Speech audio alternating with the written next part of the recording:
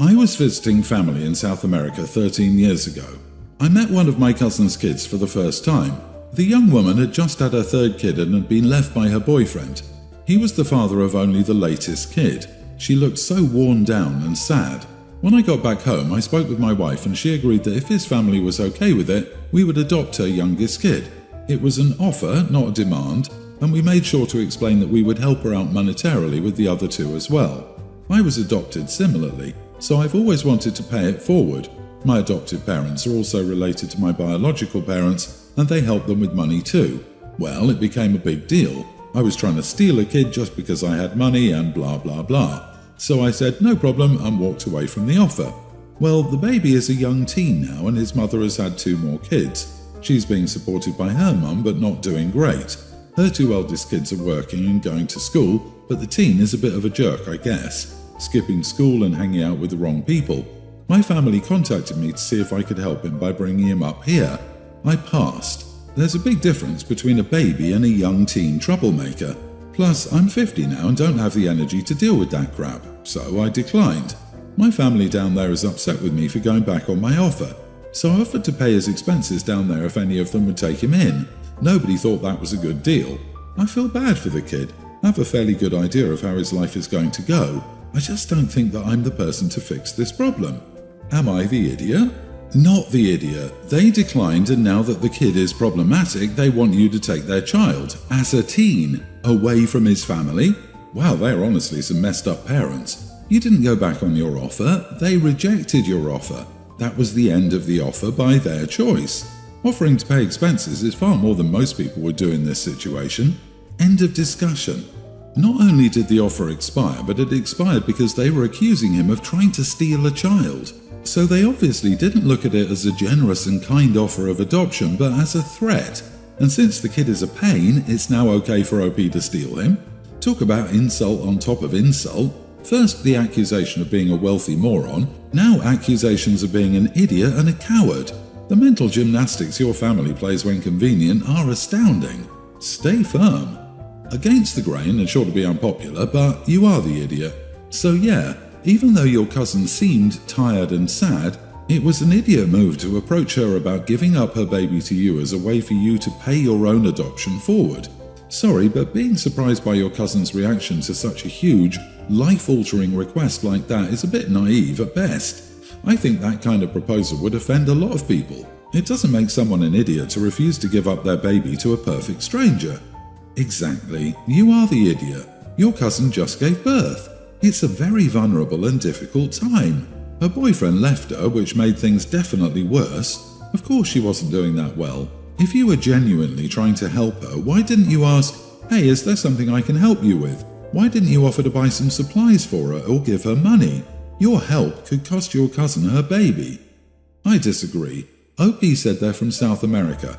I'm from Central America, and adoption from a relative living in North America, Australia, or Europe is common. Especially when the young mother keeps giving birth to different men, the adopted person usually knows the truth and is willing to help the siblings who stay behind, often adopting a niece or nephew later on. The story isn't about a lot of people, it's about OP and their family culture within their greater cultural environment. I'm currently pregnant and have been experiencing some really strange cravings lately. Before meeting my husband, I grew up non-vegetarian, but I switched to vegetarian after we got together. My husband and his entire family are strict vegetarians. Recently, my mother-in-law came to stay with us to help out when the baby is born. 2 days ago, she went out of her way to prepare a special meal for me, and I truly appreciated her effort and the thoughtfulness behind it. I ate everything she made and complimented her cooking. However, throughout the meal, I couldn't help but think about chicken wings. The craving was overwhelming, and after lunch, I ordered some chicken wings for myself and disposed of the waste in the kitchen bin, completely forgetting that my mother-in-law would see it when she used the bin. Later that evening, she found the wrappers and confronted me about it. She was visibly upset and felt hurt, believing that I didn't like her food and that I preferred ordering out. I tried to explain that it was just a pregnancy craving and not a reflection of her cooking, but she was deeply hurt and disappointed. Now my mother-in-law is being distant and is avoiding me, and my husband is being neutral. He did express he was upset I ate chicken as we're vegetarians, but he's not picking a side and tells me that he's staying out of it. I'm on maternity leave, so I'm with my mother-in-law all day. My husband is on call most days, and when he's at home, he's mostly asleep. I'm not sure if I am the idiot or what to do to fix the situation, and I genuinely have nothing against her cooking. I just had a craving, and I didn't think this would still be awkward 2 days on. I thought it would just blow over. Not the idiot, but I would order a burger next. I've been a vegetarian for over 8 years. Still, I started eating meat when I was pregnant because my body was craving it so badly. You gotta listen to your body and not your mother-in-law. You might be deficient in something you're not getting from meat. If you still want to be a vegetarian after the baby, that's your prerogative. But while you're pregnant, all bets are off. It was sweet she made you a tasty meal, but that doesn't mean you still don't want those wings. Also, your husband needs to support you better. Good Lord, your mother-in-law needs to stop making this about her. You ate dinner and were hungry after, so you ordered wings. That's it. Hubby doesn't get to stay out of it. It's his job to handle his family. He's just being lazy.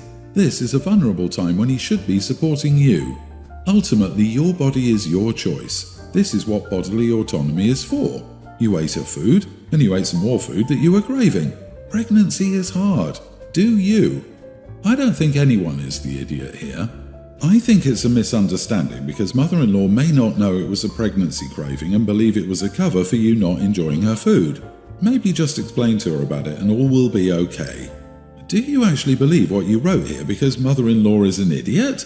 Just because OP was still hungry does not give her mother-in-law the go-ahead to take offense. How do people still buy into this BS that doing something for yourself that you want, which has no impact on others, is offensive?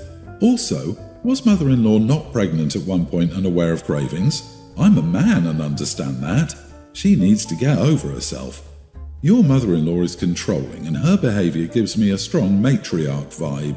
You should stand your ground and give these people the lecture they so deserve. Don't let them walk all over you. Ask yourself, is having your mother-in-law there actually going to help or just annoy you and cause you emotional distress? If she isn't going to help, kick her out, now. I think I might be being dramatic, so I'm here for judgment. My fiancé Josh, 28 male, and I, 26 female, have been together for 5 years, engaged for 3. He has a little brother, James, 24, who's been with his girlfriend Sally for 2 years. We have a great relationship with my fiancé's brother and his girlfriend. We've been there for them during their rough patches and have been overall supportive of their relationship. Even though they live a 10+ hour drive away, we stay in touch weekly and sometimes daily.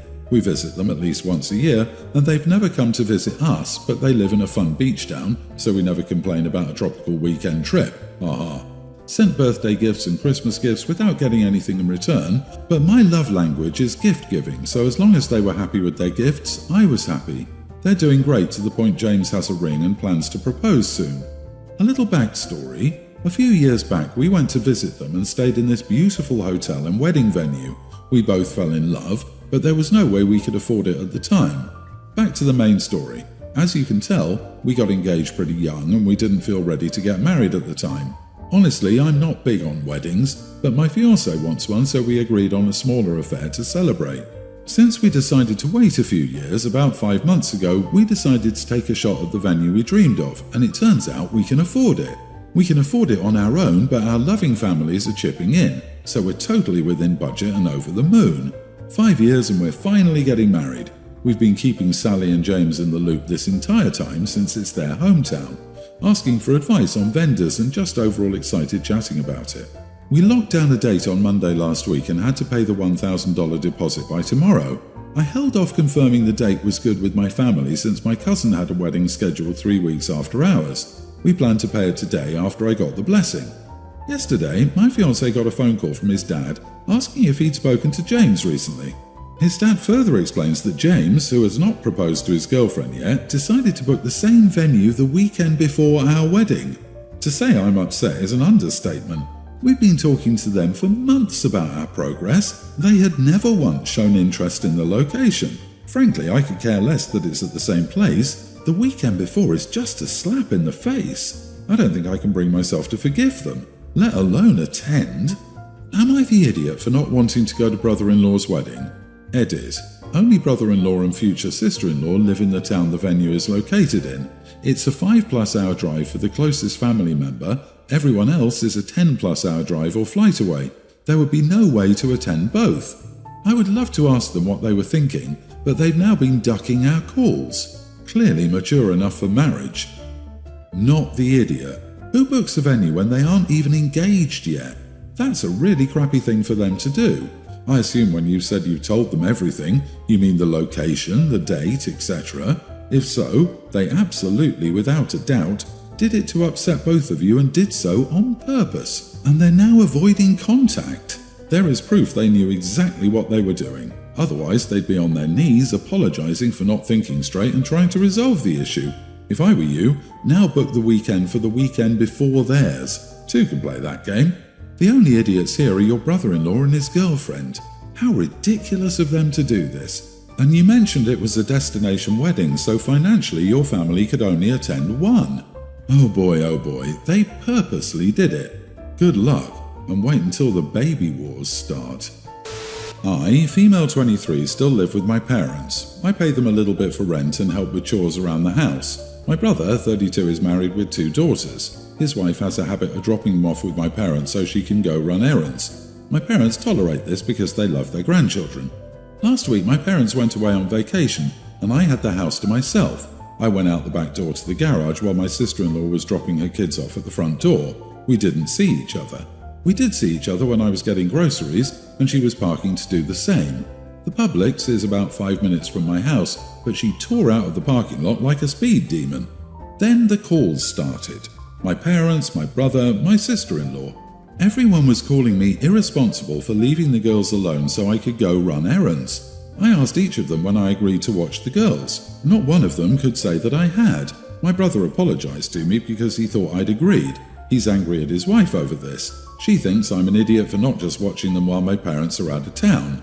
To be honest, if she had asked, I would have watched them, but I don't feel bad about not doing something I didn't sign up for.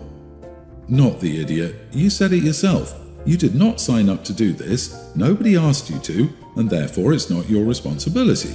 It's not even clear from the story that you knew the kids were in the house. Family can be an important extension of childcare and there's nothing wrong with that, but you do have to consent to it. That is exactly what I was thinking. Sister-in-law drops the kids off at the front door without a notice. OP exits the house through the back door. I read it as OP didn't see them. The parents were out. Sister-in-law didn't even check to see if anyone was in the house. Who is to say OP wasn't out of the house as well? Sister-in-law has a dangerous habit, one she needs to stop ASAP. This, like even if sister-in-law saw OP's car there, she couldn't assume that meant OP was home. What if a friend had come and picked OP up to go out somewhere? And she wouldn't have known till she was done taking her sweet time shopping and got back to, hopefully, 2 kids still alive and in good condition. Yeah, LOL. What kind of parent just kicks their kids in need of supervision out of the car anywhere without checking if said supervisor is actually there? That is 100% on your sister-in-law. She's lucky the kids weren't hurt and that no one called the cops. She sounds like she feels entitled to your time. Glad your bro's got your back. I, 40 male, have been married to my wife, 41, for 14 years. We had a barbecue over the weekend, and in preparing for guests to arrive, my wife was getting snippy at me with digs here and there. This is pretty normal, and I try not to let it bother me. Anyway, after 5 minutes of her challenging my intelligence, I told her that she should put her money where her mouth is and challenge me to an IQ test if she really wanted to see how dumb I was. I knew full well that I would beat her, and she knows it as well. She dodged the offer but then told my son, Tween, that when my wife and I first met, she was earning double the amount of money that I was. I asked how she made twice the amount that I was, and she replied that she was renting 4 houses out to students. I then asked her how she could afford to buy those 4 houses. She told me that her mother gave her the money to buy them. I then pointed out that she'd not actually made any money that wasn't based on a gift or had been given to her, and that the only reason she could afford the capital was that it was given to her. She had not had to work or build up some startup capital of her own at all. I've worked all my life, and apart from a little help to buy my first car, I've had no handouts from my parents or family. My wife, on the other hand, has never actually done a day's employed work in her life. She receives a monthly income from a trust, and she couldn't be bothered to manage her rental properties, so she sold them, although she still has one that's been vacant for about 4 years. I've never mentioned this to her before or used it as ammo in 14 years of marriage, but it really made me angry that she was talking to my son about it like she's some super wonder businesswoman. She told me I was an idiot, and I felt like an idiot. So, am I? Good God, do you guys even like each other? Your wife sounds awful and you sound bitter. Everyone's the idiot here. This poor kid is stuck in the middle of their parents' marriage. OP, for the sake of your child, file for divorce. Either she will get over her pettiness and agree to marriage counselling, or she will accept so quickly it will make your head spin. You're still young enough to start over, but let her know you've had enough of her digs. I'm bitter perhaps, I'm just tired in all honesty. I never resented her for what she had or her upbringing. Recently it seems like whatever I do she pounces on and drags me over the coals for it. The problem is she's already said she wants full custody of the kids and can afford any legal team she wants. I love my kids to bits and I couldn't bear to see them once every few weeks. At this time I can't risk it. Before you assume the absolute worst situation, 1. Don't take your opponent's legal advice and speak to an attorney. 2. Do some research. 3. Figure out who you need, presumably a serious custody bulldog attorney. But you need real legal advice, not Google advice. You need an attorney who knows your local custody laws and the local judges to actually tell you what is realistic. Yeah, maybe she'd end up with full custody or perhaps not, and you're putting yourself and your kids through this nightmare because you're scared. Quietly gather information, and if you opt to stay, learn not to drag your kids into your fights. This nastiness towards each other is hurting your child.